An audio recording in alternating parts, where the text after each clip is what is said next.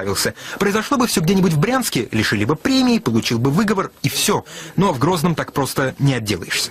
В ходе нашего диалога, вернее спарринга, я мягко и ненавязчиво хуком справа и слева объяснил ему на пальцах, вернее на кулаках, что нужно работать головой. Свои ошибки министр начал исправлять уже сегодня вечером, и поэтому я все-таки разрешил ему надеть шлем. Ведь ему завтра на работу еще.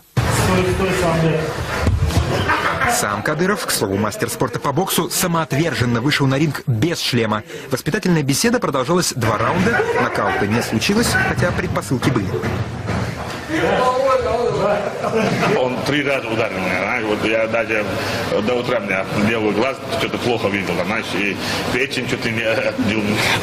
Хороший, ладно, спарринг партнер хороший. Саламбек Исмаилов в боксу тоже человек не чужой, тренируется, говорят, с местными чемпионами, так что, вероятно, мог дать начальству отпор помощнее. Чеченский же президент уже объявил, что спарринг с Исмаиловым, вероятно, не последняя рабочая встреча на ринге, и среди местных министров партнеры еще найдутся, а телекамеры все зафиксируют.